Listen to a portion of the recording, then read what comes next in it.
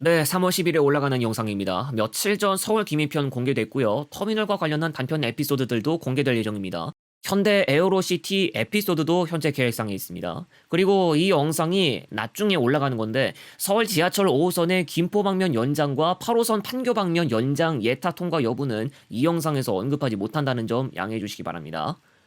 지난 영상에서 인가 변경 등으로서 한 차례 언급한 적이 있었지만 지금은 본격 운행에 관한 이야기입니다. 금호고속이 3월 16일부터 광주 대구 서부 간과 목포 광주 경주 포항 간 개통 일부를 조정해서 운행에 들어갑니다. 기존에는 광주 대구 서부 직통 단일과 나주까지 연장 운행하는 차량편, 포항 쪽은 목포 광주 경주 포항 간과 광주 단축판으로 나뉘어 있었죠. 우선 기존부터 운행하던 개통은 일부 살려두게 됩니다. 시간표는 바뀌겠는데요. 이 과정에서 광주 대구 서부 포항 간 차량편과 나주 연장판도 당일부터 운행합니다. 경주발 대구 서부 경유 광주행도 배차된다고 등록되어 있고요. 아직은 부분적으로 시간표가 다 등록된 건 아니지만 현재 버스타고와 티모니 고간 출발 시간 일부분이 일치하지 않는 것으로 보이고 있습니다.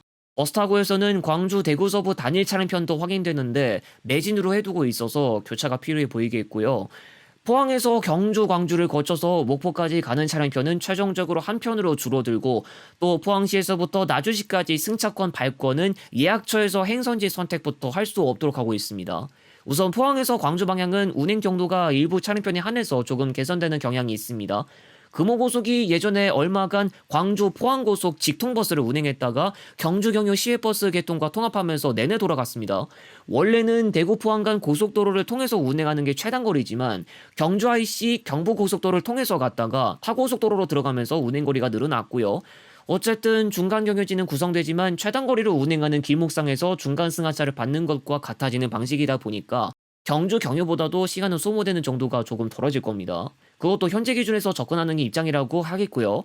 나중에 함양 울산 고속도로가 완전 개통되면 이야기가 조금 달라질 수도 있는데 포항발 경주 경유 차량편은 경주 IC에서 남쪽으로 서울주 분기점까지 가서 함양 울산 고속도로로 통행하고 함양 인근까지 가서 광주 대구 고속도로로 갈아탈 수 있는 경로도 사용 가능할 것으로 보입니다.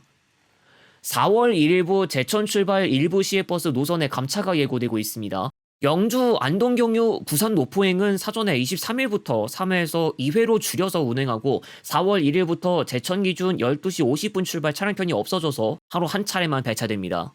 동래구행 직통 차량편도 3회 감회가 예정됨에 따라 8차례에서 5차례까지 줄어듭니다.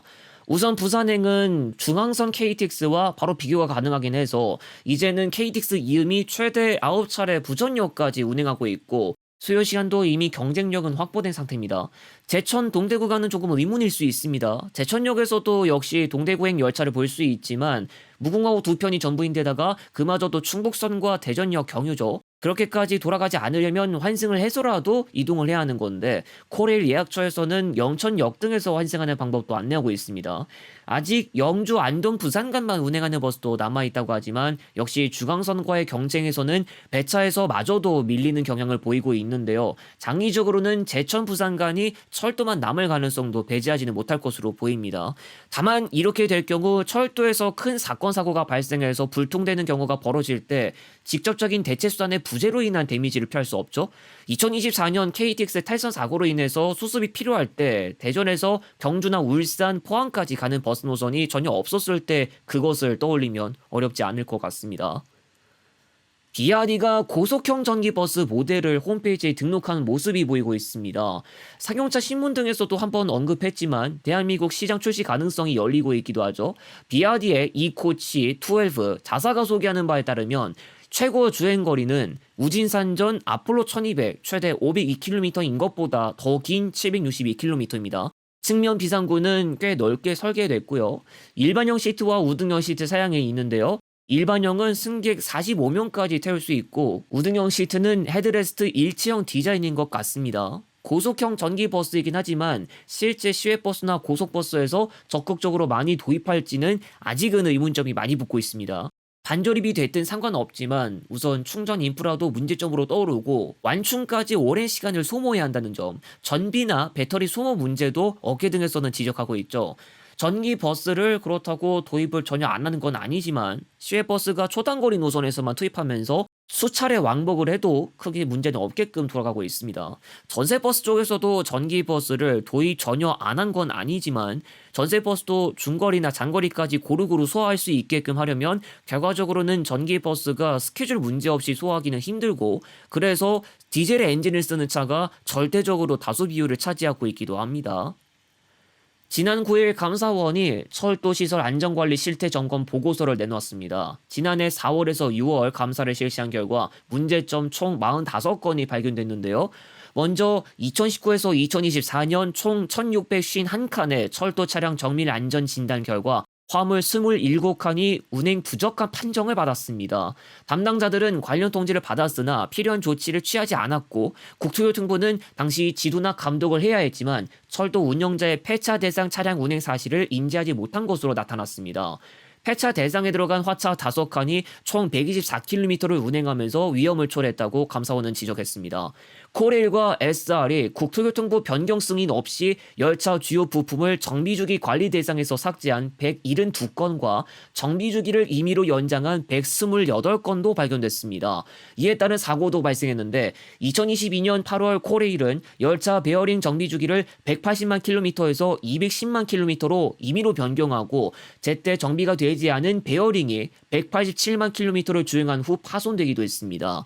철도 차량 정비 조직 인력도 국토교통부 승인 없이 임의로 변경한 점도 드러났습니다.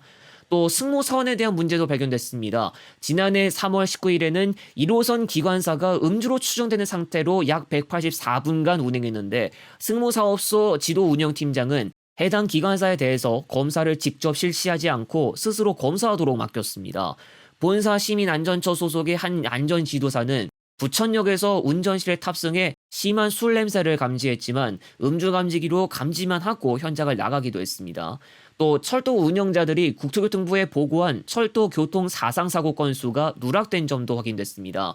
2022에서 2024년 코레일 2건, 서울교통공사 1건을 보고했는데, 감사원이 확인한 결과 같은 기간 12개 철도 운영자가 총 258건의 여객 사상사고에 대한 보고가 누락되었고, 그중 코레일 116건, 서울교통공사 100건 등이었습니다. 국토교통부는 사고 보고 누락 사실을 모르고 있었습니다. 한 가지 말씀드리고 끝내도록 하겠습니다. 인천공항 노선 에피소드가 하나 더 나올 가능성이 아주 약간 생겼습니다. 정확한 건 결정된 이후 조금 더 언급해드리겠습니다. 다음 영상에서 다시 오겠습니다.